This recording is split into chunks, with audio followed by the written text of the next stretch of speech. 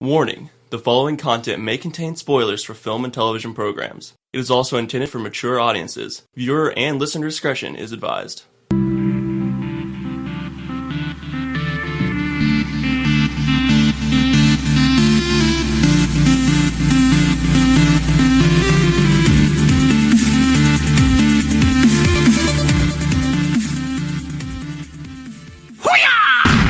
The only reason I want to see it is because it has that niche, iconic feel to it, like something we hadn't seen before, sort of thing.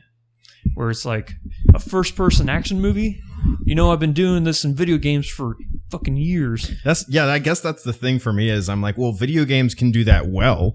I think I might actually watch the movie while holding a controller, just to give yourself the feel. Yeah, just in case, I don't want to get like motion sick or anything like that, because whenever you're playing a video game, it doesn't bother you because you feel like you're in control. So maybe if I can trick my mind into thinking that I'm controlling it. But what happens if you press A and he doesn't jump?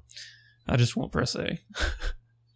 And then how will you jump? It's a cutscene the whole time. It's a cutscene, yeah. The best game ever. Cutscene. That should be the name of that movie. Just Metal Gear Scene. Solid 6. With cut all capitalized and in red. Yeah. Cutscene.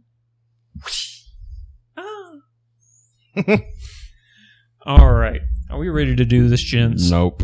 Ahoy, all of you Flick Freaks out there. What is going on? My name is Andrew, and we are here with episode 74 of the Flick Freak podcast. Joining me today, we have the wrong half of Hollywood, a.k.a. the perpetual wizard, Jareth Mooneyham. Pretty sure I said nope. Yeah. And the radish ravinator, Mike Boykin. Hey, I had steak today. You had steak? Yeah. It's not even... Oh, I guess it is past 1. Well, now it is, but when I had it, it was for brunch.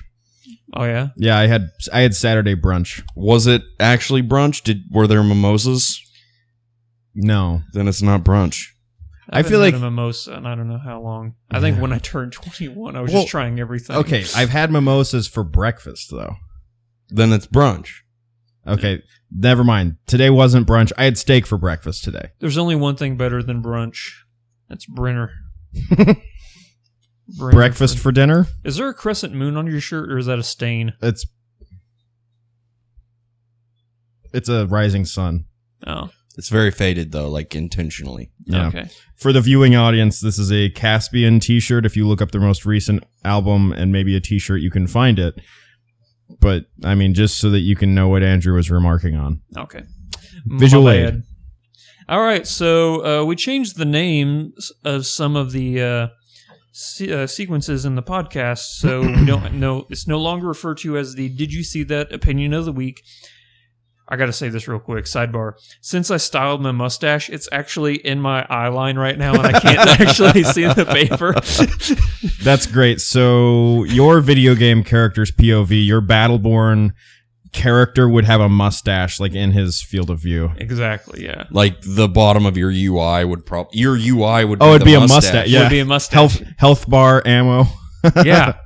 Actually, yeah, because it curves up and I can see underneath right here. So this would be my health. Maybe over here would be either ammo or mana. Have a Diablo style orb held in the mustache. So the Did You See That Opinion of the Week is now referred to as the Flick Freak Files. I had to change it for copyright. Oh, okay. I got as close as I could. I don't know what the statute is on how many sequences of notes you can have as the same. Maybe I think it's 2. 2? 3% of a song. All right, so I don't know how Vanilla Ice got away with it then. It was a different time. Different time. All right, the Flick Freak File opinion this week is Dark Souls 3. It's not going to be a movie, actually doing a video game. So is that why we changed it to Flick Freak Files? No, I just it had a nicer ring to it than Did You See That Opinion of the Week, because that takes 2 breaths to say. Can we call it the Did you see triple that? F? Opinion of the Week. The triple F? Yeah. So, have you guys played any of this yet? Or have you played any of the Dark Souls games? Yes. I have also seen a lot of gameplay for Dark Souls 3. I watched highly recommended Monster Factory of Dark Souls 3. And then I also... Oh, yeah. Game Grumps. Weird Toad Man. Oh God, it was awful. Game Grumps has done Squirtle, that's what it was. Yeah. They did Squirtle. No, that was Dark Souls 2. Was it? Yeah, they've done another one. Oh, okay. I didn't see that Are one. these then. like PC patches where they like change the character? Monster Factory is Griffin McElroy and Travis McElroy. Sorry if I got his name wrong. From Polygon. Oh, okay. And they There's- just take the character generator and make the most fucked up things they can using it. So. Nice. They're two of the probably most hilarious people on the internet. Anyway, yeah, I've watched a lot of footage of Dark Souls 3, but I haven't played it. Oh, okay. But you've played the other ones, so you know like the game mechanics and how it's like insanely fucking difficult. I know that stuff you like must that. achieve a zen-like state of focus if you hope to ever win. Yes, it's very true. So, I'm just going to say the cons, get them out of the way right now. 'Kay. First off, I guess I should say I love this game. It's right now my game of the year, but then again, it's only April. So, And my game of the years came out in like February. So, yeah, there you go. and I just- can't even play it. The point I'm trying to make is that it's still early on in the year, and there's still a plethora of games that could come out and Yeah. top it out. It's been a But- good year. So far, loving this game. I'm level 65 right now, I think. Wow. How many hours have you sunk in? 15. Okay. So, Have you completed a playthrough yet? no, Okay. not yet.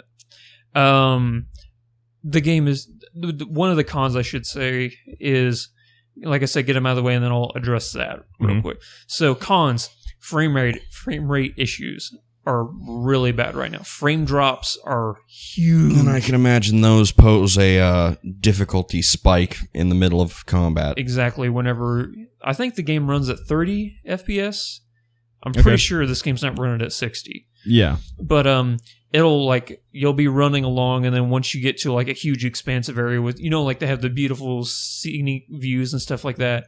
Well, if there's a monster in that scenic view, you'll be running at 30 FPS. You get close to the monster, and it drops down to 10 Yeah. for like a couple seconds, and you're like, oh god, and then you have to roll away. What system are you running it on? Xbox One. Do you know if that's a problem at the PS5? So that- I think it's something that runs across even to PC. You should be running at 60 frames per second. Should be. You're not the only one who's been talking about that frame rate, though. Hopefully, they'll fix that in patches. I'm but, sure it's going to be patched. But, man, that's- as of this review, I understand that there is a swamp area where Swamp Air's great. the frame rate is pretty tanked throughout because Yeah. of all of the foliage and particle effects and stuff. That was when I first noticed it. Mm-hmm. That's really early on in the game. And before that, you're like in this giant city where all they're having to render, is just like corridors and alleyways, so. Yeah. But that's the main con, I guess, of the game. The other thing is, which this is something that the devs have no control over, so I should preface by saying that. Because the game is so new and so many people are playing it right now, it's ironic how difficult it is to summon other people to your world, for the simple fact that everybody is trying to summon other people to their world. Okay. So you're like waiting like 10, 15 minutes just to get another person to come help you to fight a boss. So the economy of that is pretty imbalanced. at Yeah, the so moment. maybe once the game like dies down a bit, it's going to get easier. Then, like once I more said, people have beaten the game, yeah, exactly. and you can log on and go, I'll go help someone out. And those who don't want to like go into New Game Plus or Yeah. anything like that. But like I said, that's something devs have no control over. That's just a mechanic in the game. Now, if you want to be summoned to another world, holy fuck, it's going to be immediate. Yeah. But if you want to actually summon, because that actually costs you, whereas being summoned doesn't, you actually gain. Okay. So, and I'm talking about souls. Yeah. And if you want to summon, because once you die, you lose your humanity Yeah. and you become a ghoul. And to summon somebody, you actually have to be in human form, and you have to consume. I hate how in every single game they change the names of things. Uh-oh. Like in Dark Souls 2, they used to be known as human effigies. Effigies, yeah. Yeah, they're not. They're called embers now. Yeah, the fire motif in 3 is pretty strong. It was in Dark Souls 1, And then in Dark Souls 2, it kind of took a backstory to the dragons. And then in Dark Souls 3, they're back to fire. You actually revisit areas from Dark Souls 1, but this game takes place, I think, 1,000 or 2,000 years after Dark Souls 1. Interesting. So, like, you'll go and revisit, like, places like Aldo Lando, which was the huge castle in Dark Souls 1, where there was, like, the giant that was the blacksmith. You actually run across his corpse. Interesting. Yeah. Dude's doing a shitty job decaying. Yeah. Well, he was a giant rock monster. Oh, he's a rock monster. So he's, like, becoming, like, sand, and he's, like... But, yeah, so you, like, see stuff like that, and you see, like, how areas have changed. Mm-hmm. And that's really cool. I do That is cool. revisiting that. Another con, and this is kind of funny to say, the game's not as hard as the others. I heard that about Dark Souls 2. No, I think Dark Souls 2 maybe... now that I think about it, I think Dark Souls 1 was the hardest. Yeah. Or Demon Souls was the hardest. Okay. Demon Souls is the only one I've played. Have you played Bloodborne, though? No. Oh, you haven't? I thought you played Bloodborne when you came over here once. No. Was that you? No. Oh. You're remembering... I'm imagining that you guys come and hang out with me all the time. I got friends! So, I think they've gradually got easier, which I don't know if I like, because the whole staple behind the Dark Souls, Demon Souls, Bloodborne series is that these are the hardest games you can play. Yeah. I don't know. Not saying that, well, besides like what, Castlevania on the NES, or Battle Kid, etc. Yeah. Or Commando for the... Yeah, and then Battle Kid was a game in that vein. Kid. It's like a mod on... Someone made it like recently to be like those games, and you can actually play it. They manufactured it in a cartridge. You can go back and play it, and it is supposed to be the single hardest game in existence. What a system was it? A PC? I'm imagining. And No, what they mod it it's from? I don't know. I mean, they made it, so it's not a mod. Oh, okay. I don't know. Is it Nintendo or I think it's Super Nintendo. Super Nintendo, maybe? Yeah. Anyway. Oh, so they like made a game, like a recent? Yeah. So they just made a recent cartridge? Is it recent? It is. Okay. Props whoever actually had the ability to dev a cartridge. I think it's like the last 5 years or so they made that. Yeah. Look it up, Battle Kid. Game Grumps did a great playthrough of it. It's one of those moments. I wouldn't call it a playthrough. Is Game Grumps the two guys on YouTube? They try to do like the Mario... No. Wait. Is it Mario Maker? Is that what you're going to say? Yeah. Yeah, that's them. Okay, yeah. They do Mario Maker, yes. Okay, yes. They tried to do I think you Mario. guys showed me a couple of their videos. But getting back to Dark Souls... I think you're imagining more. No, I know because... No, it was you, because you showed me like here's their Mario Maker playthrough where they like kept trying to like complete this one level somebody sent them, and they were playing on a PC, I think, because they had the ability to save like in certain areas like after they died, so they didn't have to start the entire level back over. That wasn't Mario Maker actually. That was fucking what's it called? It's like the Suicide Mario, the bullshit Mario, I think. It's like it's got a Japanese word in front of it. Oh yeah, and it's like that. That is, it's like the it hardest. Kind of reminded me of Mario Maker. It has the same concept of building a Mario world to be as hard as you want it to. Yeah, be. I can't remember. I can't remember the word, but yeah, no, that's not Mario Maker though. But it's the same guys. That was the same guys. Yes. Okay. So, getting back to Dark Souls 3, every single boss I've come across, I don't think I've had to fight more than 3 times. Wow. Yeah. Okay. And that's not saying that I'm a great Dark Souls player. I think I'm pretty good. I'm not trying to toot my own horn, but I think I'm pretty good. You've played all of them, so you played all of them, and I was playing Dark Souls 1 and 2 before this one came out, like leaks or weeks leading up to it, so I could, get back into the controls and, like timing and everything like that. Yeah. But first boss, flawless victory. Didn't get hit a single time. Felt pretty good. Obviously, it didn't happen on the second boss. I made it all the way to the second boss without dying, I think. Wow. And okay. I was pretty proud. Is this like... I mean, if you were to go back and play Dark Souls 1, you'd obviously have an easier time of that now. Yeah. than the first time you played. Oh So- my god! First time I picked up. So that I game. mean, Dark Souls 3 is it easier like objectively, or is it easier because you're experienced at Dark Souls? See, that's a good question, and I don't know if I have an unbiased answer for that because Okay. I would actually try and humble myself and be like, no. I think the games are getting easier because I don't think I'm that quality of a player like you see like the speedrunners on YouTube Yeah, and stuff like yeah, that. yeah. Nowhere near as good as those guys where they have millisecond timing and they Yeah. know how to do stuff. I should probably roll now. Okay, good. That roll did work out for me. Yeah. So I think that's mainly what it is. But I Does spent it- a lot of time on the cons. I think I should really get into the Yes. pros of this game. Yes. This game is, besides those, and I think I was making a bigger deal out of those than I should have. In my mind, those are minor issues that could, as time goes on, be rectified. Yeah. As the game stands now, fucking love it.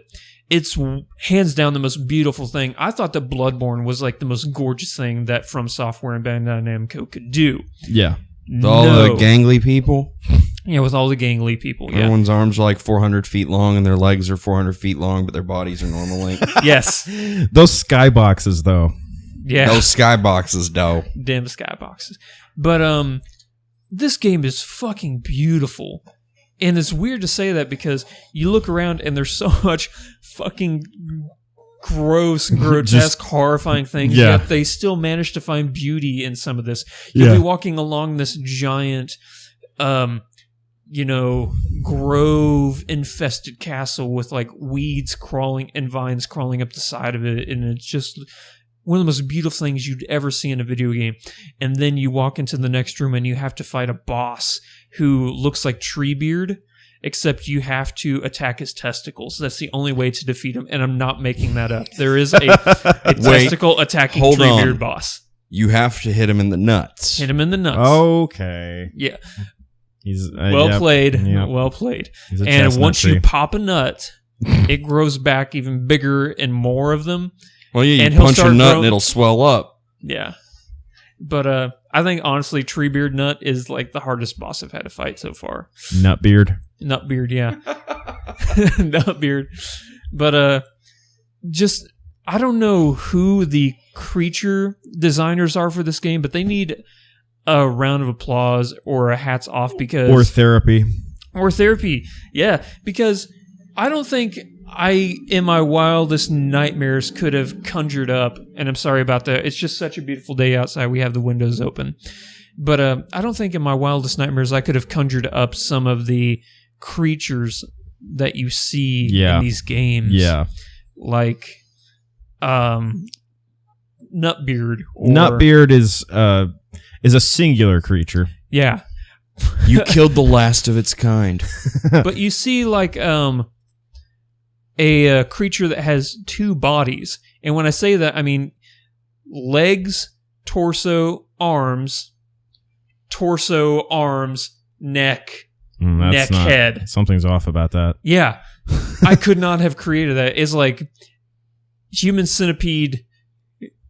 Actually, yeah, it's human centipede. Just cut out the other. If if the second person in the human centipede was an amputee on the bottom, then that's what that creature would look like. Oh boy. Yeah, Like like then the, you'd have to hold up their waist with your mouth. Yeah. Yeah. Except instead of a head, you just shove their head directly into their anus. Okay, so Great. like most of America. Yeah. A politician. But wah, wah. just the creatures in this game, and then they have, the staples like giant rats, ghouls, skeletons, and then Spooky skellies. spooky skellies. Are any of them hiding in barrels and or boxes? Oh, a plethora of them are hiding in barrels and or boxes. Fantastic. I'm in. Another amazing thing that they've added into this game is called weapon art, which is a new thing that they've done in Dark Souls 3 where, I'm just going to use Xbox controllers as just for this explanation. R1 is regular swing, R2 is heavy swing. That's the PlayStation controller. Or Right No. bumper, right trigger. Oh yeah. Woo! Well played. Right bumper is... Well, anyway. So... We all knew what you meant. You know what I meant. So, right bumper, right trigger, light swing, heavy swing. Now, L2 was a pretty boring and useless trigger. L2 was in if you were dual wielding a hand, like if you were two-handing something. It didn't serve any purpose. Now, if you're dual wielding something, they have something called weapon art, where you'll... mana bars are back in Dark Souls 3, where it used to just come right out of you to either have, if you wanted to cast a spell, you would have a certain amount of spells you could cast. Yeah. Depending on what the spell was. And in Dark Souls 1, you actually had a mana bar, or it may have been Demon Souls, I can't remember. But you had a mana bar, and then when the mana bar ran out, then you couldn't cast spells anymore. Yeah. Now, in this one with weapon art, it uses your mana, or as the game refers to it, FP. If you want to use a weapon art, it uses that mana, and you will do like a really cool flip in the air, or you will turn your weapon into something huge and you'll spin around a whole bunch. Depending on the weapon, each weapon has its own version of weapon art. Okay. And I have this one weapon where the actual weapon is in your left hand is a dagger, and in your right hand is an ultra great sword.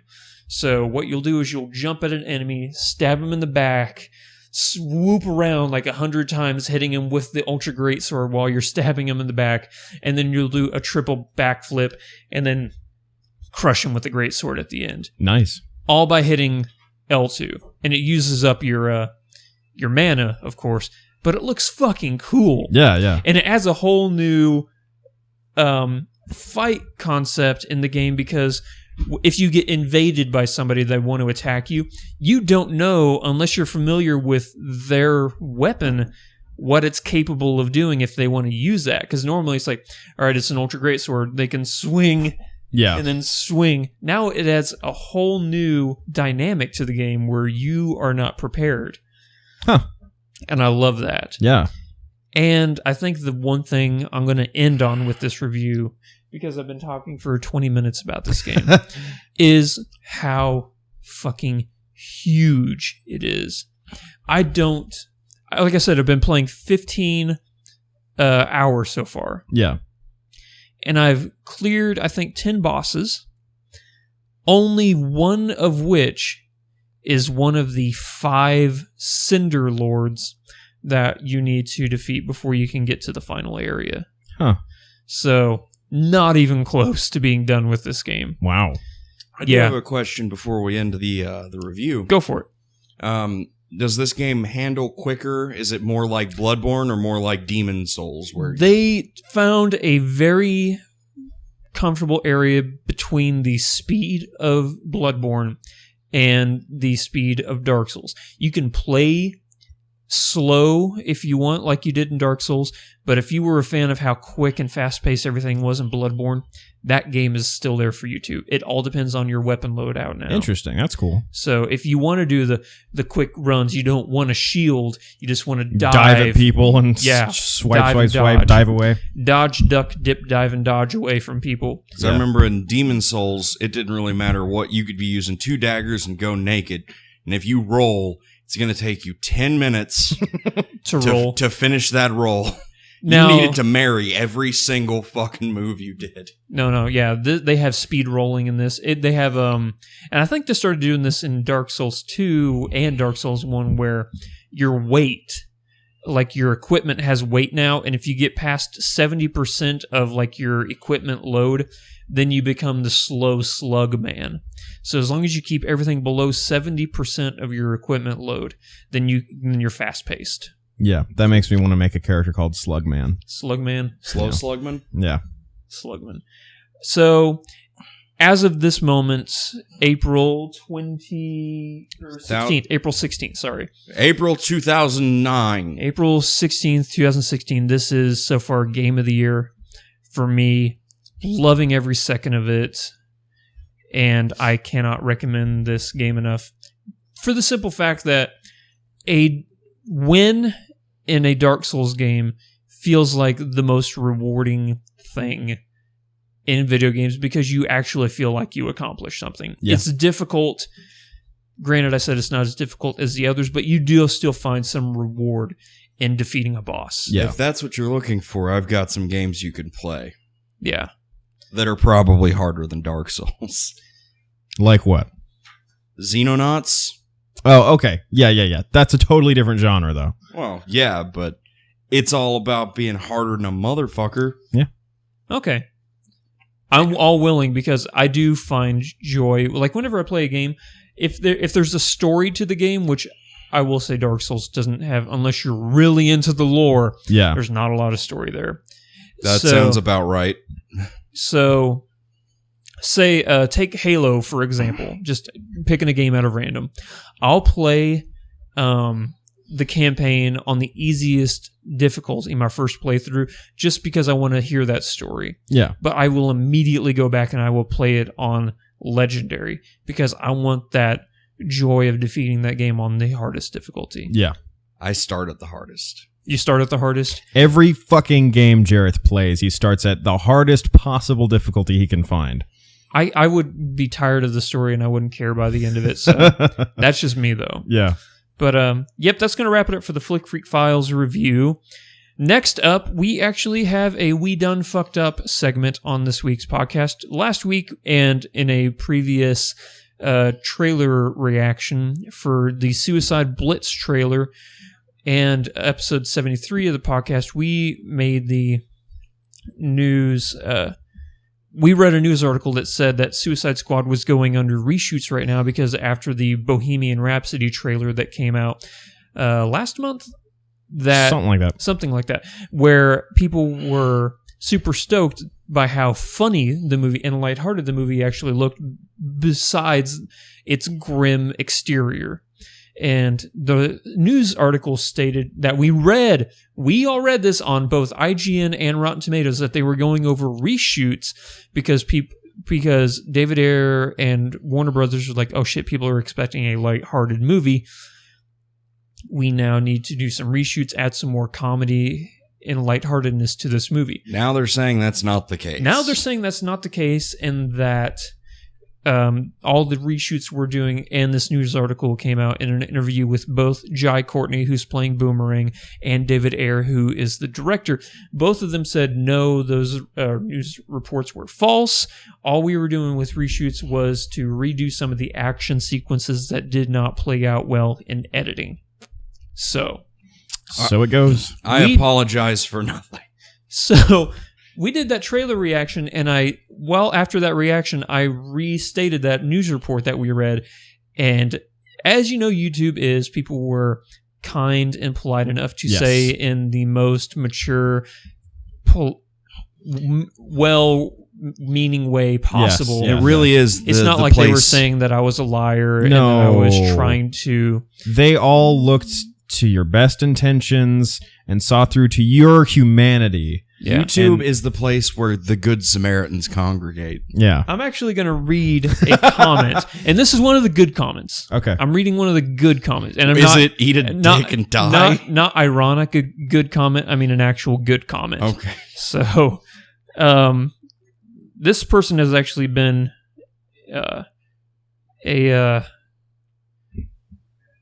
a subscriber of our channel for a very long time, and they're going to get a shout out now in this. So, and I can't remember their name. I just remember their picture, their icon. Bonsai Baby. Okay. In case you didn't see the 20 other comments all saying the exact same thing, the report was false.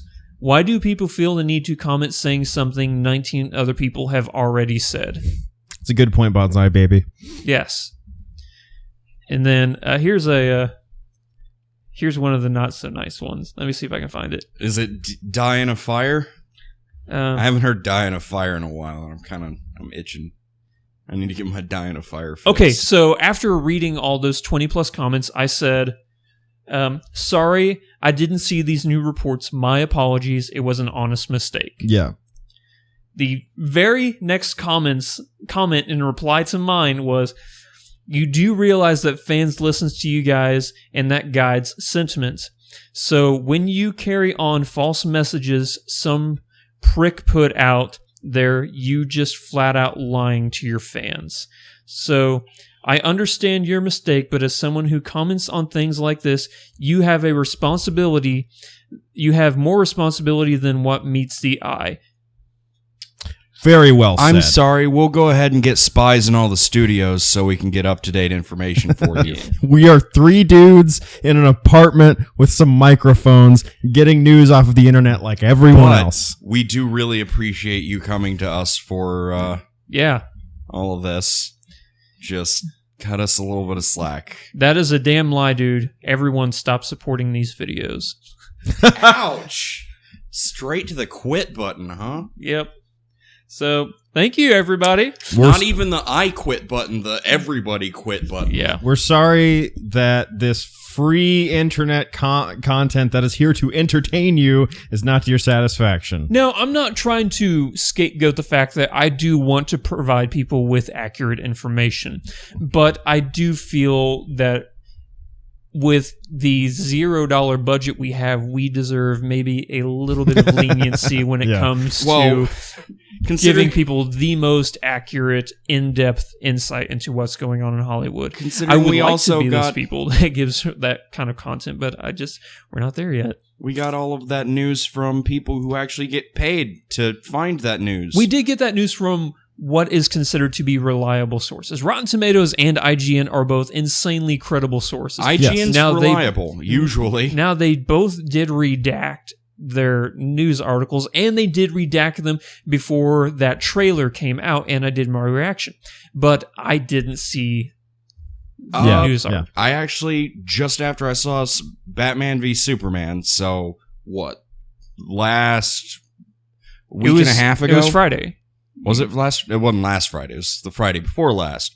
Yes. And I watched the IGN thing saying that right after that. Yeah. So if they redacted it, they didn't redact it until pretty recently. Yeah. So I do apologize for giving out false information, but I don't think we deserve the magnitude of hate we were receiving online for that. Well, this is YouTube, so yeah, everyone deserves maximum hate for doing everything. Are we ready to move on now? Yes. Everybody, we got a store. If you head over to shop.spreadshirt.com/flickfreaks, you will find that we have t-shirts, coffee mugs, phone, tablet cases, all the great paraphernalia you could ever ask for. I highly recommend it. Right now, I don't think we have any promos going on, but that does not mean that in the future there will be some like free shipping or 15% off or anything like that. So, now time to move on to the news segment, which we have named Freak Leak. Dirty. Show them what you're working with. So, first news item up. Charlie Cox, who played... Oh, man. I even knew I fucked up after I said that. So, Charlie Cox, who plays Daredevil, has announced that production for the upcoming The Defenders series will begin this year. Fantastic news. We're going to get like Iron Fist, Luke Cage, Daredevil, Jessica Jones, and I think a couple others in this. Nice. I'm down. Because we all know that it's going to be a Netflix original series, I believe. Okay. Cool. And we all know that Netflix loves to make the darkest, grittiest things Marvel has ever put on screen. It'd be kind of weird if it wasn't a Netflix original series at this point, since everything contained within it was a Netflix original series. Yeah. Brought to you by Hulu. Yeah. We're jumping ship. Yeah. No, still haven't finished season 2 of Daredevil. I just finished season 1 of Bloodline. I only had a couple episodes left, and I'm like, you know what? I really needed to finish that show. Huh. It's really fucking good. Really freaking good. But yeah, I'm excited for this. I really am intrigued about this Iron Fist series that's coming out this year.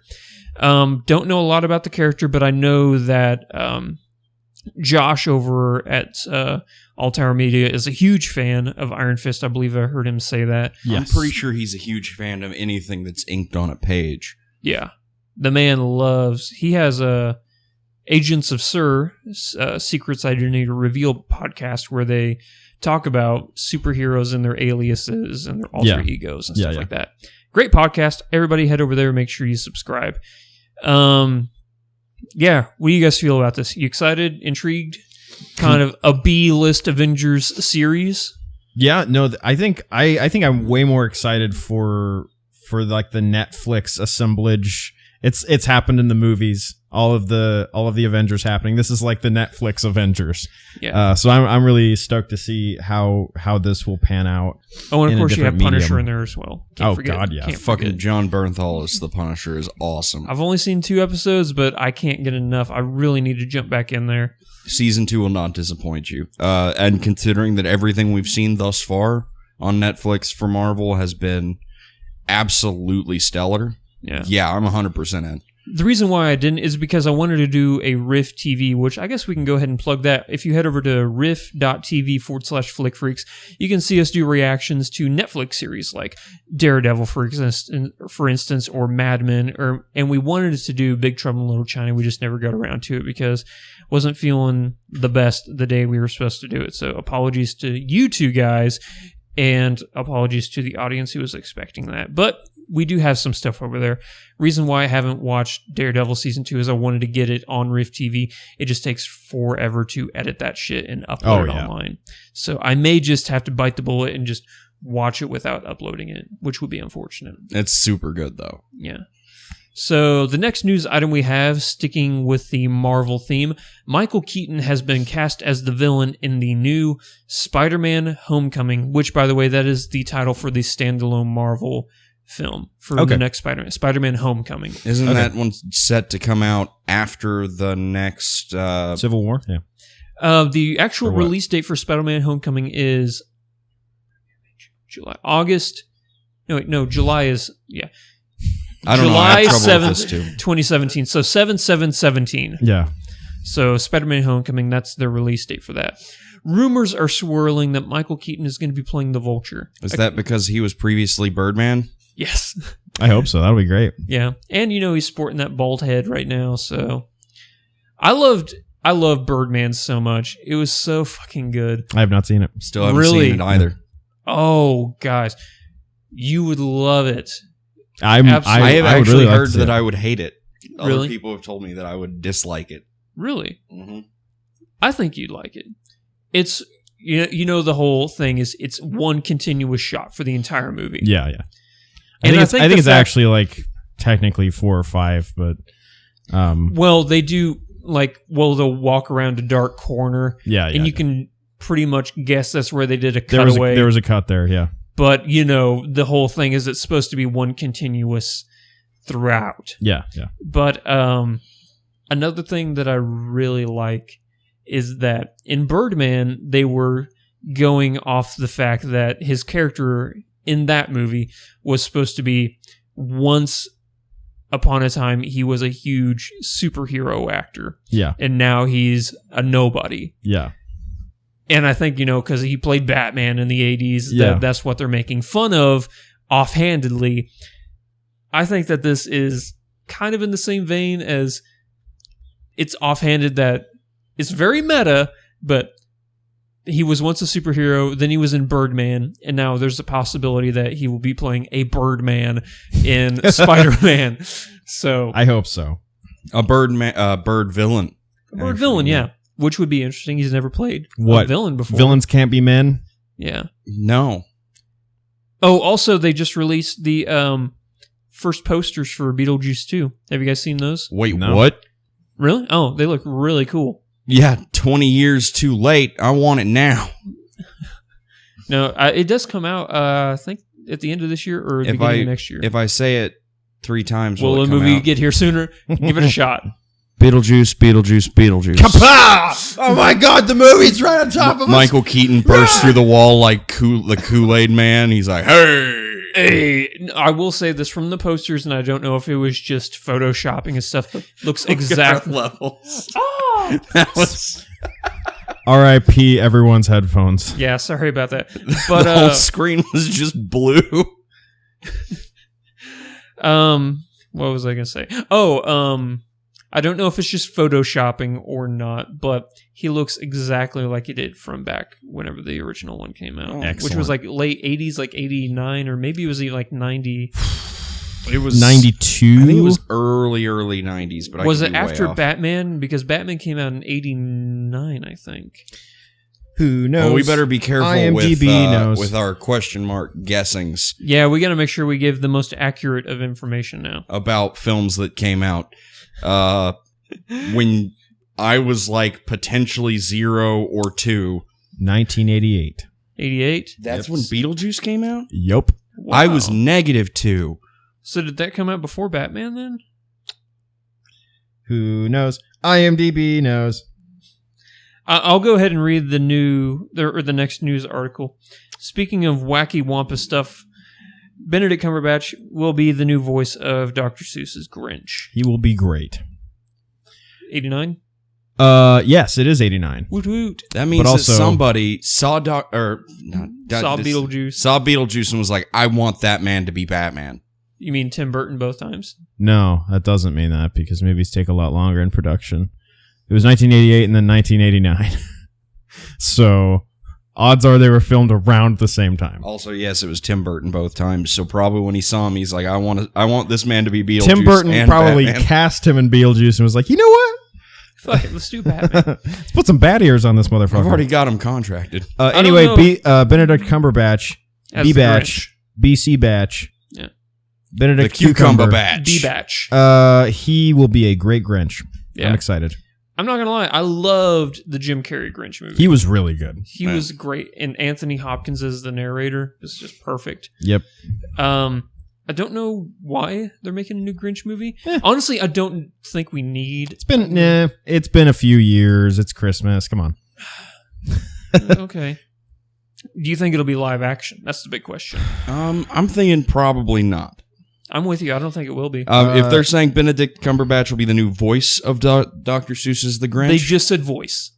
So, Well, do we know what studio's doing it? I would imagine DreamWorks is the ones who made the last one. So, Yeah, if they have the rights to it. So I bet it will be a CGI movie. yeah. Because, yeah, it was Ron Howard directed it. Ron Howard directed the Jim Carrey Grinch movie, so it was a DreamWorks film. But, yeah, I'm intrigued. I, again, state the fact I don't think we need a new Grinch movie, but if they're going to make it, I'm all for Benedict Cumberbatch being the voice of him. I'm down for more Benedict Cumberbatch in general. Exactly. The next news item up, this is just fucking great. Jason Statham will star in an upcoming film by Warner Brothers and Japanese studio Gravity, where he will fight a megalodon. I'm going to repeat what I said earlier. How is he going to fight a megalodon while he's in a car? Yeah. All I know is apparently this movie's been tried to be made since the late 90s. It's called Meg.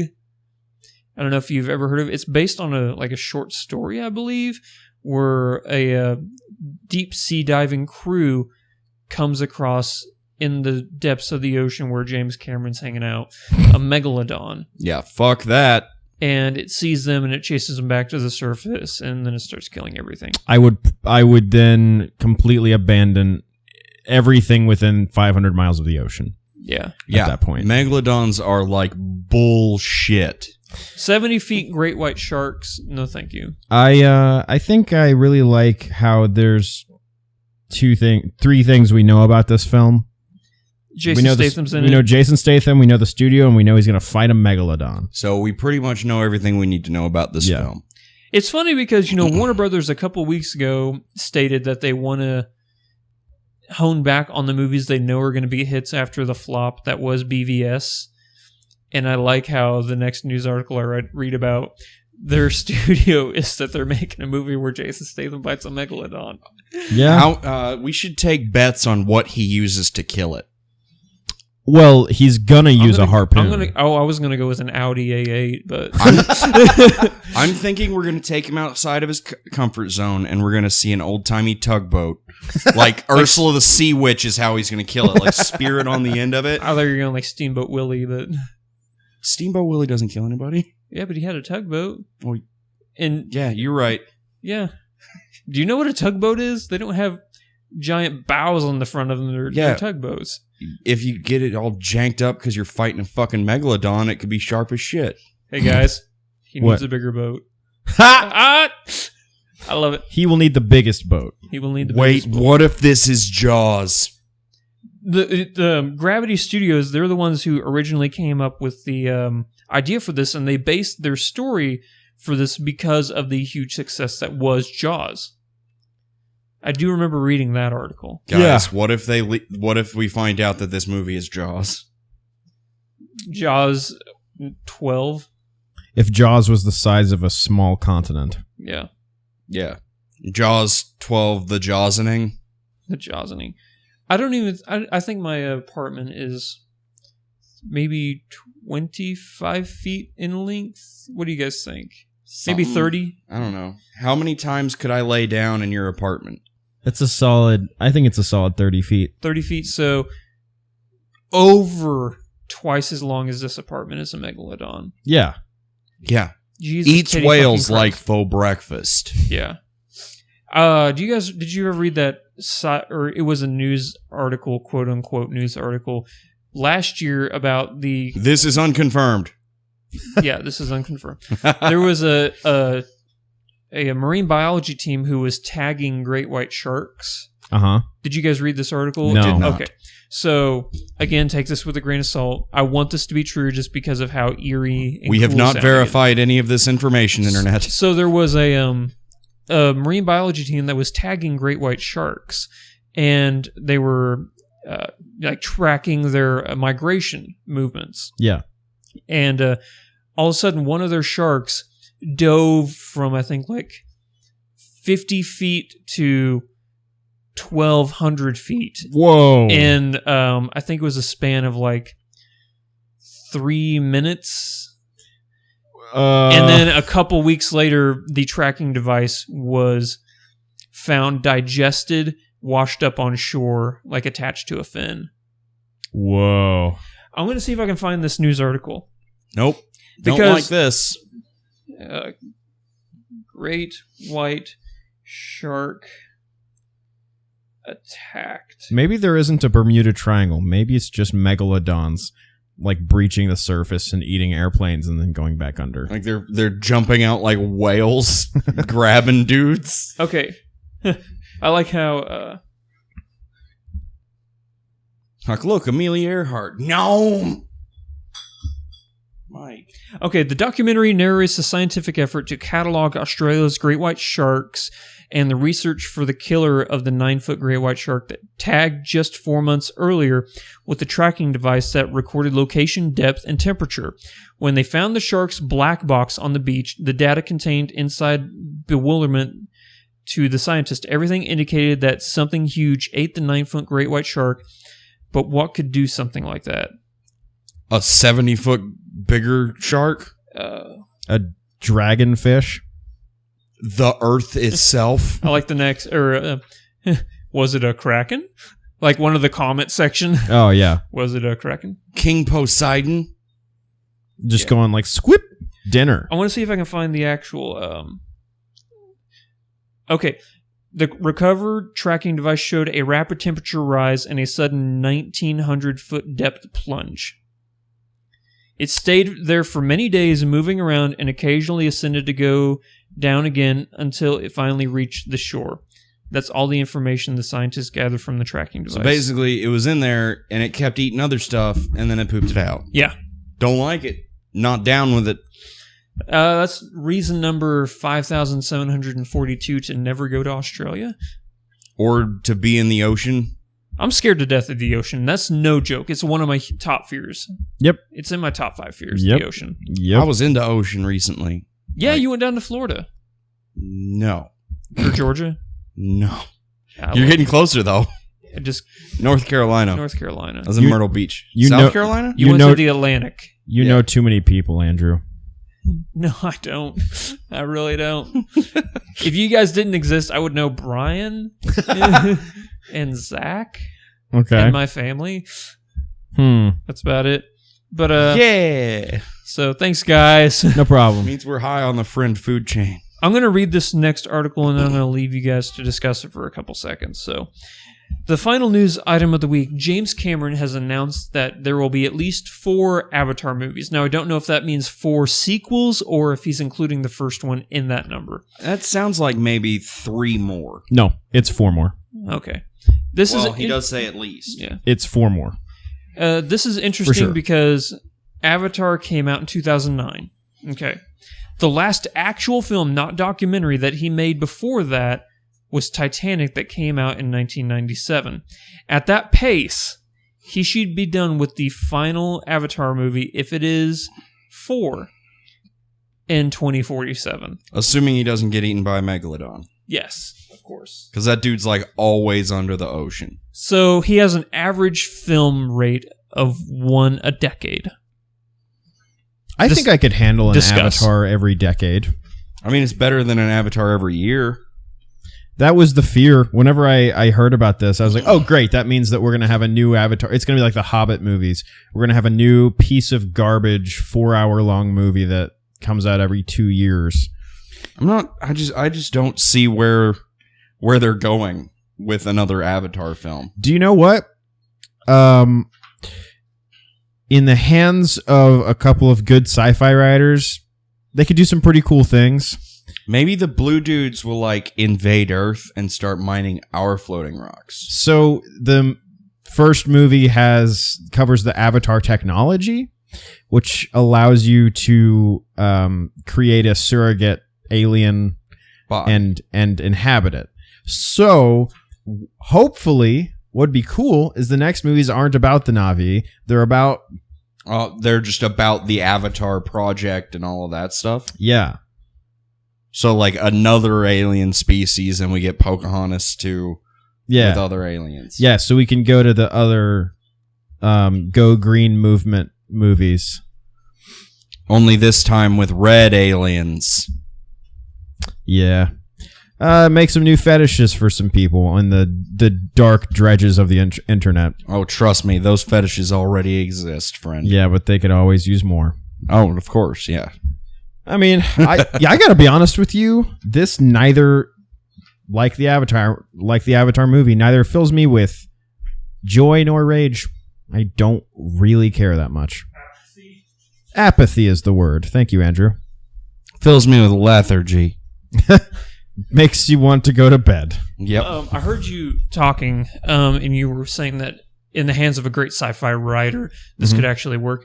James Cameron is head writer and director and producer for all the films, it said. Oh, well, good. So then we're just going to get that guy really just tries to do it all, doesn't he? 4 more movies that take place on Pandora, right? Yeah, Pandora, and they were there to mine unobtainium. That's the floating rock, right? The floating rock.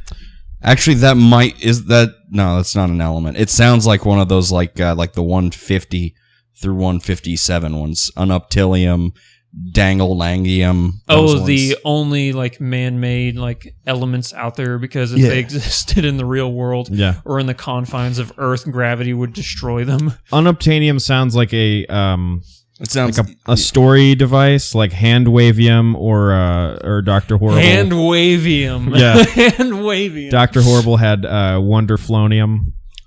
Unobtainium does sound like something that like a superhero needs to stop a supervillain from getting. Yeah. Like kryptonite or adamantium. Yeah. What's bangaranium? No, okay, I was thinking, wait, isn't that what Captain America? But it's vibranium, isn't it? Yeah. Okay. It is the best metal to make vibrators. I wonder what's stronger, vibranium or adamantium? Technically, vibranium. Really? Yeah, they can't even make any more shit with it because it's so difficult to work with or something like that. Besides Black Panther's entire fucking suit.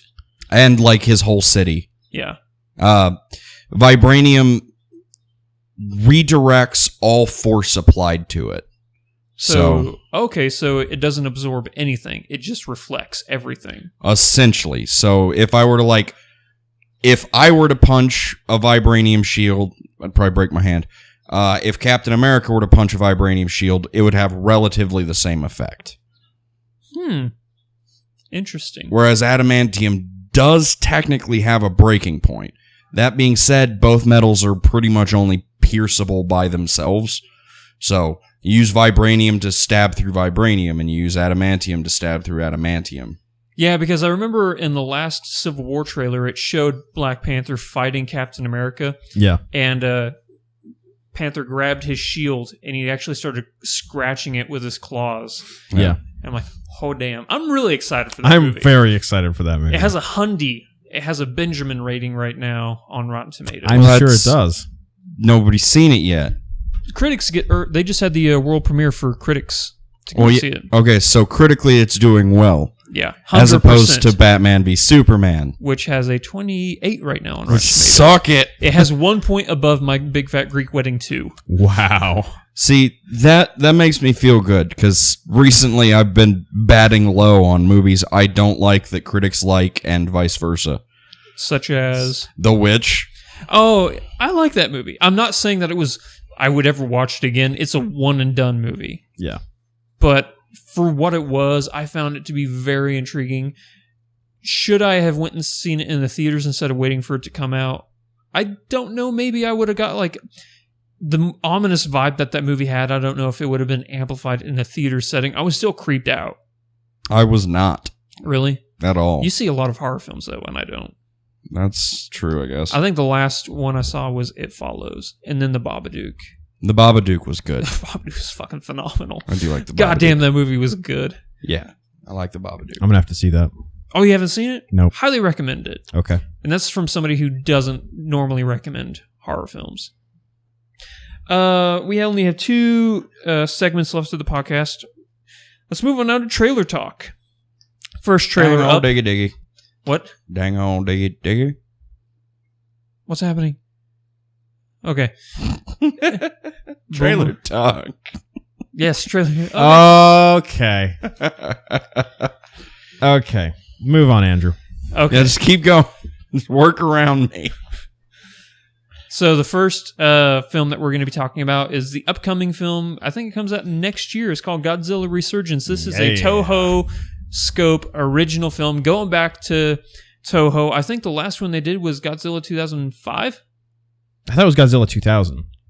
Godzilla 2000? I thought that's what it was called. Wait a second. Both of those sound like the ones that were not good, that were American.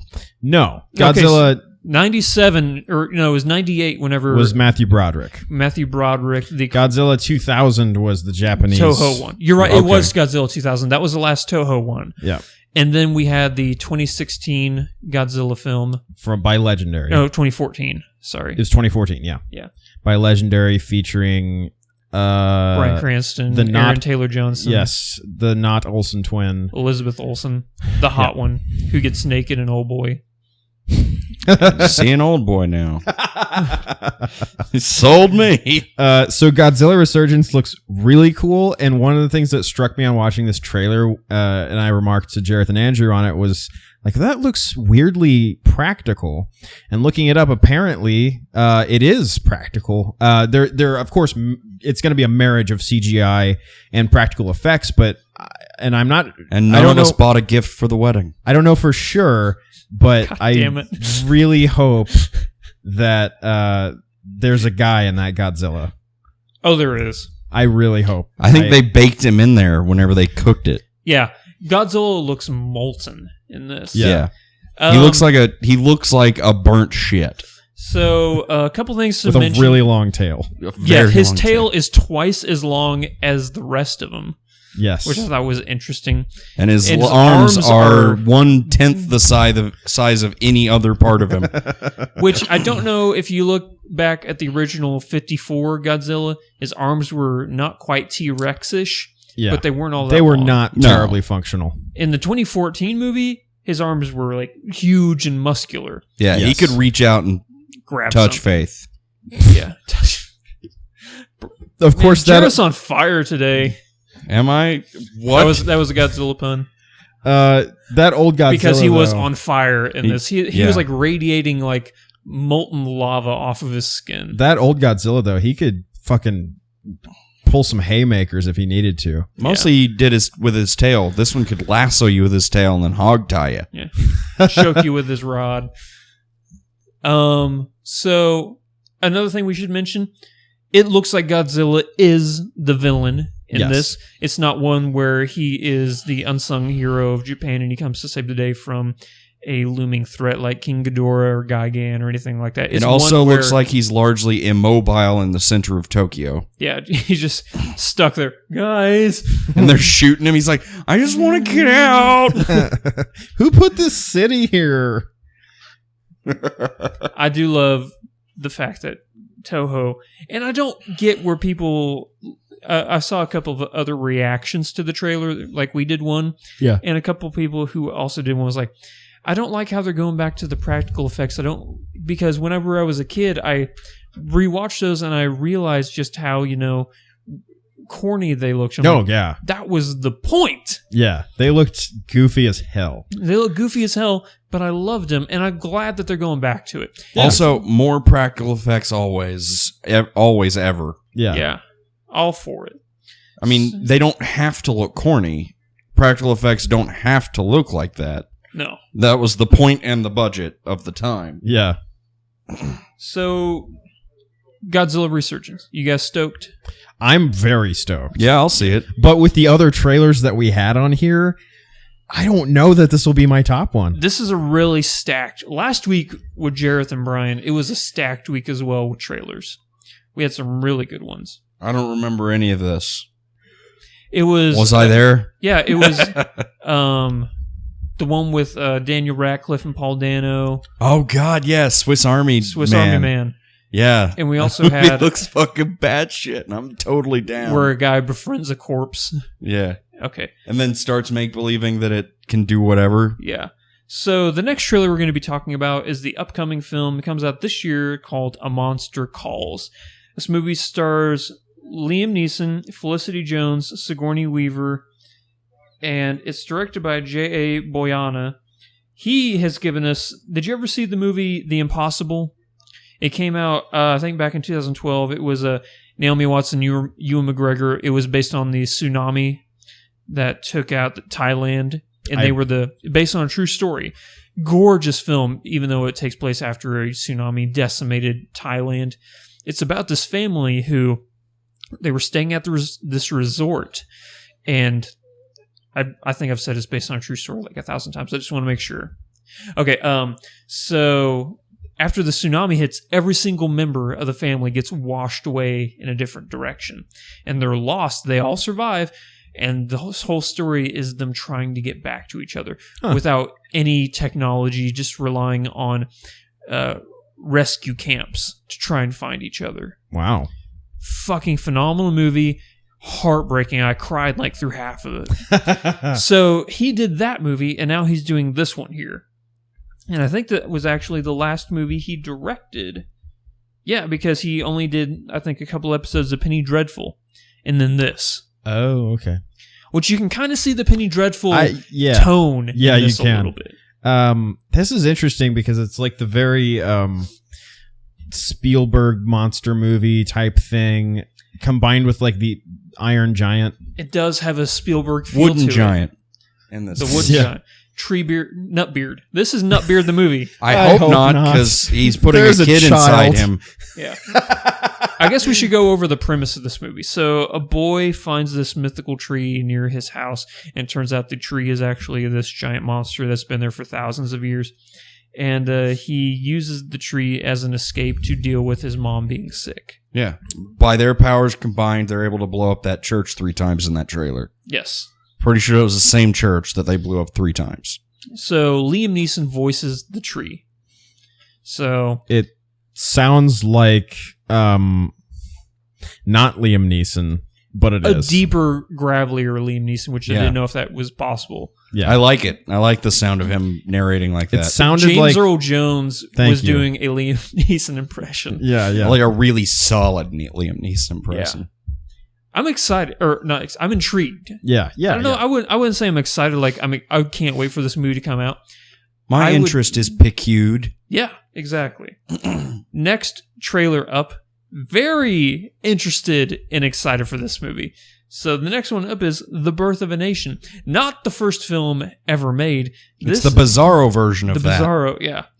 So The Birth of a Nation is a movie that comes out this year. Yep. Stars Armie Hammer, Jackie. Whoa, wait a second. What? Not Armand Hammer, Armie Hammer. No, still amazing. That's his actual name? Yeah. You saw Social Network, the Facebook movie? No. Did you? Yeah. You saw it. Mm-mm. Avoided it. Okay. He played the Winklevi. Yeah. The plural Winklevases. Yeah. Winklevi. But it stars him, Jackie Earl Haley, who played Rorschach, and Freddy Krueger. It's actually the story of Nat Turner, and I believe this is also based on a true story. He was a former slave in America, and he leads the liberation movement in 1831 to free African Americans in Virginia that resulted in the violent street war. Yeah. And I like the fact that they took The Birth of a Nation, a title of a movie that is actually kind of shamed America's cinematic history. It's a very tantalizing For those of you who premise. don't know, the original film, The Birth of a Nation, is the first feature-length film in American history, silent film, obviously. Isn't it the first feature-length film ever? Yes. Like, not just America, anywhere. Well, I figure America invented film, so... Oh, yeah, but... Okay, so yeah, first feature-length film, and it was a KKK promotional film. Yes. About how Americans were these vile creatures that were terrorizing the South, but the KKK rode in to save the day. So that was the original film. This one actually, like you said, is the Bizarro flip, where it's a slave revolt, and you are cheering for these... What? No, you said, and you looked He's at me. Looking at him, so he pointed at me. Did I'm I? like, they can't see But who then he's I was like, looking it at. doesn't matter because no one can hear, so... Well, he's the one who said it, so I just imagine... No, he my said character- Bizarro version. Twice. I swear I thought you No, said him. it. We have similar voices. Yeah. It doesn't matter. I'm just off today for No, you're great. So, yeah, it it's rolling. like Jareth said, it's the Bizarro version, where it's actually the slave revolt taking over Yeah. and the uprise of, the freedom of slaves. That's fantastic. Yeah, I just hope not it doesn't go like the movie went.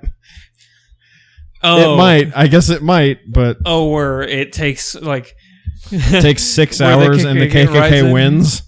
Yeah. I don't think that the movie is going to be 6 hours long. No. So, The KKK will probably still win, though. no, I doubt it. I think I know how history turns out. Well, not in 1831 it didn't. Ah, that felt good. Did you guys hear that pop? No? No. That was my shoulder, and it felt great. Okay, well, congratulations. Let's Next- move on to the next movie that I'm really excited for. This may be the one I'm the most excited for. So the next film up is called The Neon Demon. This is directed by Nicholas Winding Refn. He gave us Drive. He also gave us the very, very weird Ryan Reynolds film Only God Forgives. He gave us the movie Bronson with Tom Hardy. I did not know he did that. And he also did Valhalla Rising, which was the Mads Mikkelsen Viking movie. I haven't seen... I've only seen Bronson out of all of those. Bronson was his first film. And then the next year he did Valhalla Rising, which was Mads Mikkelsen as a one-eyed Viking who couldn't speak. Isn't that Mads Mikkelsen all the time? Yes. No, normally he can speak. It's just really evil. Yeah. So, Nicholas Winding Refn, whenever he makes a movie, he tries to walk a very fine line between making the most beautiful movie you've ever seen, and maybe there's an intriguing story in there somewhere, or he'll make the most astounding movie that had no business being as good as it was, like Drive. Whenever you hear a movie about a stuntman getaway driver by night, Yeah. it sounds Sounds like a Jason Statham It sounds movie. like a Jason Statham movie, but it turns out to be one of the most stellar movies Yeah. ever. I highly recommend checking out the Every Frame of Painting episode where he talks about the quadric system for Drive. Was it like a documentary sort of thing? It's Every Frame of Painting. This is the guy who takes maybe 10 minutes and goes to different directors and says, like, here's an interesting technique they use. Ooh. Yeah. I'm excited. I want to see that now. Oh my God! Go to Every Frame of Painting and check out all that shit. I But wanna anyway, see that. he does one for this director, and it was great. And having seen that and looking at the trailer for this movie, I was like, oh, he's doing that here too.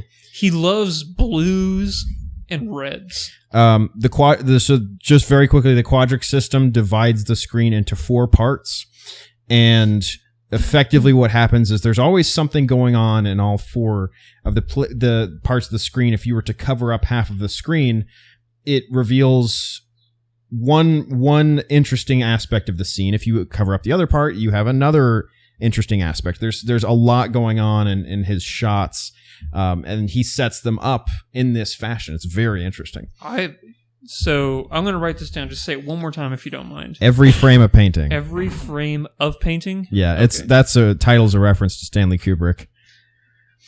I get it, yeah. I will say with this trailer, I have only vague ideas of what this movie's actually about. So this movie, do you want me to tell you? Or I guess I have to tell the audience what the movie's about. You probably should. So it's about this young woman who moves to LA and with hopes and dreams of becoming this big LA star. And she gets swallowed up by the vileness and depravity of the entertainment industry. Yeah, it looks like she starts courting the sex trade a little bit. Yeah. That's pretty much what it looks. It looks like Black Swan with the neon sensibilities of like the sort of neo 80s movement that's happening now. Then I'm in. Yeah, it looks really cool. If that's how we're going to describe it, I'm 100% in. Yeah. Is it because you want to see that really strange lesbian sex scene again? No, just Black Swan was an incredible movie. It's a very psychological movie. Mix that with like the neon 80s thing. Yeah. Darren Aronofsky and Nicholas Winding Refn kind of have a similar style of shooting film. I feel like they'd be good friends. I think they would. I hope they are. Either Maybe that or they worst are enemies. It could go either way. It honestly. really could. So the movie stars Elle Fanning as our main protagonist. The other actresses and actors in the movie, Christina Hendricks, who is the hottest woman on the planet, is also in this movie, and Jenna Malone. And wait, is that information about her being the hottest woman on the planet, is that confirmed? Yes. Okay. IMDb, Andrew Ormsby, IGN, Rotten Tomatoes, World confirmed. Okay, because a lot of those sources are not very credible. I think the Andrew Ormsby source is pretty credible. Well, it's only whenever Andrew Ormsby relies on other research that it becomes uncredible. So incredible. So the movie also stars Keanu Reeves. And I'm very interested to find out why a big-name actor like Keanu Reeves was not a huge selling point in this trailer. He wasn't in it at all. Could it be an integrity thing for the studio? How so? Well, the only other time I can really think of trailers being withholding information is when J.J. Abrams makes trailers.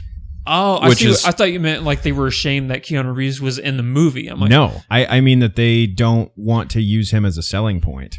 Or maybe his existence in the movie is a plot twist. You want the fact that this movie looks incredible to stand on the legs of the fact that it looks like an incredible movie. Wouldn't that be neat if that's what the studio was doing? Yeah. Or maybe he's like a really minor character. No, well, yeah, but normally think weirdly, the best example I can think of is Sky Captain in the World of Tomorrow. That was a bad movie. That was bad. Angelina balls. Jolie was prominently in the trailers, but she was in the movie for like 5 minutes. Yeah. That movie was pretty shit. Final trailer we're going to be talking about, Doctor Strange. Upcoming Marvel film. Comes out the end of this year, November 4th. It stars Benedict Cumberbatch, Rachel McAdams, Tilda Swinton, Mads Mikkelsen, Scott Adkins, and Chiwetel Ejiofor. So, it's directed by Scott Derrickson, which is really interesting because he's the guy who's given us like The Exorcism and Sinister and Deliver Us from Evil, the day that the Earth stood still. He's like this horror director. Yeah. Oh, wait, he did The Day the Earth Stood Still too? The remake. Well, yeah, I imagine. The other one's like from 1950 something. Yeah.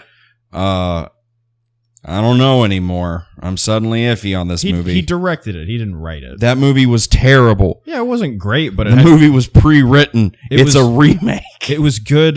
It was directed really well. Special effects and action. So I feel like with that, the marriage of like the scary and the mad explosions. Yeah. That's good. So the guy who wrote this is the same guy who wrote Prometheus. Oh God. And The Darkest Hour, which I never saw. I don't know that one. It's these 5 American teens, they go visit Russia, and then lightning monsters start attacking them. Oh, I think I saw a trailer for that once and thought this looks stupid. Yeah. He's also writing the upcoming Mummy movie. Oh, no. Maybe he's okay. We only know Prometheus. We can't judge him purely off of that. That's another thing. The Mummy movie coming out with Tom Cruise Cruise in it. Yep. They just released the first. I just now looked at it. They just released the first set picture for it. I've seen it. Nothing's happening, but it's just Tom proof Cruise that the and a movie's lady. actually happening. And Tom Cruise is an ex-Special Forces guy. Oh, really? Yeah. Again. Woo. Always. So, Marvel, Mike, it may have been Jareth, and I don't even know anymore, said that Marvel's batting 1,000 right now. That was Jareth. That was me. Jesus, titty fucking Christ. So, yeah, Marvel's batting 1,000. Let's hope this isn't their... I mean... Besides Ant-Man, I didn't like Ant-Man. Ant-Man was fine. Ant-Man was good. Largely, people liked Ant-Man. Yeah, I'm in the minority there. I also didn't like the Iron Man sequels. Iron Man 2 was okay, but Iron Man 3 was garbage. No, you're wrong. Fire people is the dumbest thing ever. Why don't their clothes burn off? Because they get special clothes. Why do Reed Richards' clothes stretch? What? How the fuck does a reactor work inside of your body? No. There's all kinds of plot holes. Yeah. Okay, so getting back to Doctor Strange, I like the fact that they're going with the original story of Doctor Strange. It's an origin story nobody knows, and I think it's a good place to jump off with. Brilliant surgeon who gets in an accident and breaks all his hands. Yes, and he has to go search the world for a special healer to heal his hands. And then dude's like, "You're a wizard, Harry." You're a wizard. Yeah, Tilda Swinton is actually the dude, which is really cool that she's playing the Ancient One. I'm really excited to see what she can do with that role. Yeah. And Mads Mikkelsen, as we stated before, is the villain. Don't know who he's going to be playing. But yeah, I'm all about that for sure. And also, another huge selling point for me, Chiwetel Ejiofor is in this movie. I'm very happy about that. And he's going to be playing Baron Mordo, who, as you all know, was an ally of Doctor Strange.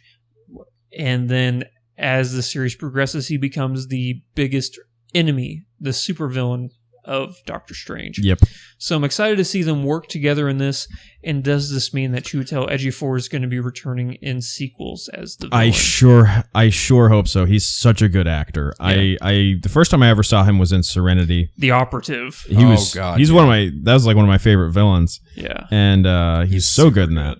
And then I think that was the first time I saw him as well. Yeah. And then really excited to see him kind of come back to the genre fiction type movies. Normally this type of character he's playing would die, but we already have the fiction that says he stays and he will become the villain. So. Well, unless he's warmonger, like they'd pull a warmonger with him. The villain from fucking Iron Man 1. Because he was all villains in comic books are recurring.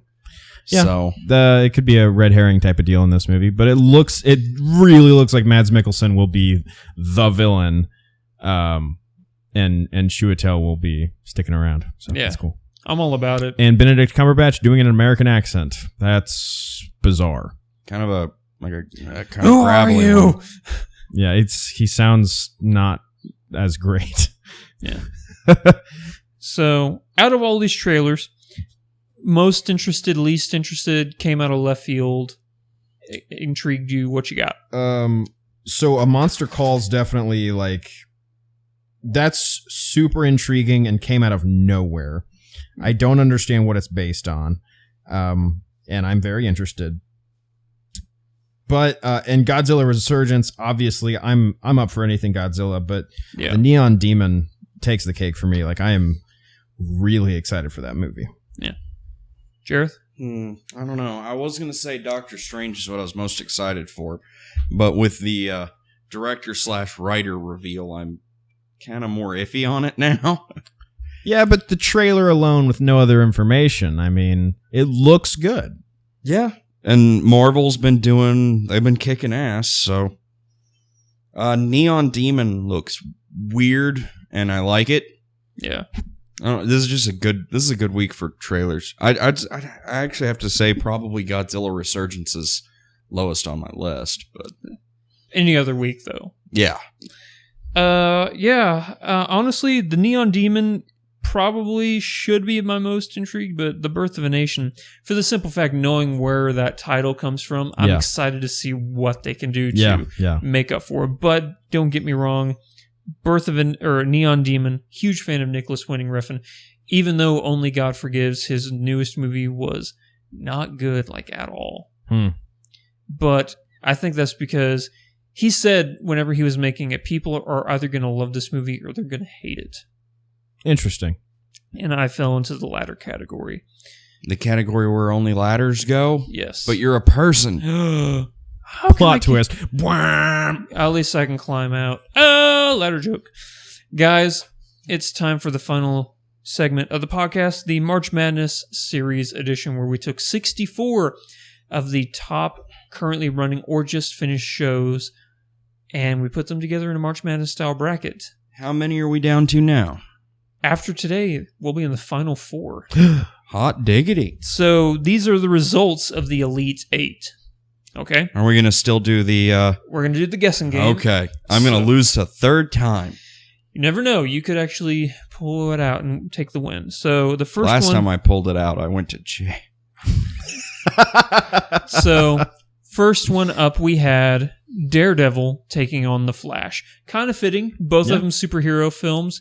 Both of them are actually a lot different. One's a lot darker than the other one. Yeah. So, I'm going to go with Daredevil. I'm going with The Flash. With The Flash? Yep. It won by, I think, 7 votes, and that was Daredevil. Oh, suck a dick, DC! Next up, we had 2 animated series going up against each other. One Punch Man going up against South Park. Shit. One Punch Man. One Punch Man? I'm going to vote South Park, but I hope it loses. So this one came down to, I think, 2 or 3 votes. And the winner was One Punch Man. Oh, God. Thank God. Fuck you. Andrew keeps like looking at me, then he'll look at Jareth. Jareth won. And now he's just going in circles. I'm good with that. I'm good with that loss. All right, you're tied 1-1. Next up, we had Archer taking on The Walking Dead. I should also preface by saying these aren't the series as a whole. Yeah. You're only voting on the last fully completed season. How it is performing currently, Yeah. basically. And the reason why I bring that up now is because The Walking Dead, yes, season 6 just finished, but when we started, it was season 5. Yeah. Also with Daredevil, it was still season 1. Right. So I'm going to go with Archer Vice. Archer Vice. I am too. In a pretty, I don't want to say landslide lead, but it won crap. by like 6 votes. It was The Walking Dead. Oh. Which is unfortunate biscuit. because season 5 was them walking towards Terminus on that railroad for like 13 episodes. Yeah. Which season 5 was one of my least favorite seasons. And season 2. I've been out of fucking Walking Dead for a while. So Really? Season 6 is hands down the best season. I'm not going to wade through 3 more seasons just to get to that. All right, so, yep, The Walking Dead won. Final one, we had Mr. Robot going up against Fargo. I'm going to go Mr. shit. Robot. Mr. Robot? Yeah, I'm going to have to go with Mr. Robot as well. So you guys are going to tie this week no matter what. Yep. The winner was Mr. Robot. Which I thought that a lot of people hadn't seen that show because whenever I talked to anybody about it, I'd never heard of that. Yeah. But I still haven't seen it. Mr. Robot won. So now moving on to the final 4. We have Daredevil going up against One Punch Man. Uh-oh, so that's Andrew versus Jareth right there. Oh, that's right. That's both of your guys' seed. Yeah. And then we had Whose seed is strong? And then we had The Walking Dead going up against Mr. Robot. I can tell you right now, I think Mr. Robot's going to win that one. Yeah, I think it should anyway. It ought to. Yeah, the other one though, I don't want to vote against myself because obviously I want One Punch Man to win. It was my number one seed. Whichever one wins, I think that if Mr. Robot loses, it's going to go to either Daredevil or One Punch Man. But if Mr. Robot wins, you think Mr. Robot is going to win the whole thing? I think it'll be a pretty big contest. Yeah. Man, we are so close. What do you think, Jareth? I want Daredevil to win. No, obviously, it's your number one seed. Yeah. If it doesn't, I think it's going to be Mr. Robot. Yeah. Okay. Just from what you've told me about it. So, and the fact that it won awards or whatever. Yeah. And some such Emmys and Golden Globes, best drama series. So. Yeah. For good reason, the show was phenomenal. Gonna have to check it out. I need to check out Mr. Robot. I need to check out the recent seasons of Orphan Black. Really bad. Yeah. I need to get caught up on that. I can't believe I didn't mention that for this. What was the other thing I was going to say? I was at Walmart the other day, and The Expanse is on DVD and Blu-ray. Yes. Which was your number one seed. That was my number one seed. I'm 5 or 6 episodes Then we are at the same place. I still haven't watched one. How many episodes are there? I think 10. We should have a viewing party. We should. Yeah. Buy the DVD and everybody come on over. Order some pizza. Party. When are you guys free tomorrow? I'm not. At all? I start work at 3 and I'll get done at maybe 10 or 11. That's a bucket of dicks. Yeah. I got it's the life of a janitor. People. I got family coming up tomorrow. Yeah, that's a bucket of dicks too. No, that's gonna be fine. They're bringing a washer, so that'll be fun. Yeah. Washers are great. I like them. They're even better with dryers. Yes. What's her name? Sorry. No. Let's end the podcast on something incredibly sexist. Yeah, no. Please, somebody make another joke before we end this. So do we need to do plugs before the end? Yes, let's go ahead and do that real quick. Son of a bitch. That's the last joke, huh? Unless you can do something in your plug. Hey, I helped you out there. Yeah. So, okay. You both, you just returned to, I don't know if that was just a one-time thing. No, I'm back on the spoiler cast as much as I can. Fantastic schedule news. permitting. Schedule permitting, obviously. Yep. You guys just released the Day versus Night podcast where you're talking about Batman versus Superman. Mm-hmm. I think that just came out on iTunes. I know it's on YouTube. Yeah, and I guess we've got a competition thing. Not a competition. It's not a sweepstakes. It's a thing where you can win stuff. A raffle? Okay. Yeah, we got a thing going on our store, I think. Excellent. Way to be informed. Yeah. So you guys can head over to Altair Media to find them. They also have the Agents of Sir podcast. Yes. Spoiler cast. They are finishing up the Ragnarok Rising series. Is that correct? Or? They're finishing the Ragnarok Rising card game. Yeah, that's. But I think D.A. Roberts. Oh, is still not the book. The games. Yeah, he's done with that stuff. Well, no, I think he's still making more. Is he really? I think so. Oh my god. So yeah, their Facebook page, they're very active on there. And basically everything you could want from them is on their website. Yeah. For us, you can head over to pretty much imagine a social media outlet. Type in /Flick Freaks. Imagine we'll be on there. Yeah. So Twitter, Twitch, Facebook, YouTube, Instagram, Patreon, Vine. We just released a couple Vines. They were Dark Souls themed. Figures. And Displate, if you want to buy a metal poster, head over to displate.com /Flick Freaks. Nice. It's a picture of me in a captain's hat, and I'm saying ahoy. Excellent. I'm going to get it for over my bed. Nice. Like on the ceiling. I have staring down at you. I have two things. They're not necessarily of mine. The first thing, Hyperlight Drifter. If you like Zelda, you need to play that. If you like things that are pretty and indie games, you should fucking play that game. The other thing is there is a Hearthstone-esque game out called Duelist. Spelled Duelist with a Y instead of I. I'm on there as Beardy Clops. BeardyClops. Beardy Clops has returned, huh? Yep. So if you get on there, hit me up, and I will happily help you out, and we can play because none of my friends will play with me. I didn't even know about this. Don't look at me like that. If I knew it was a thing.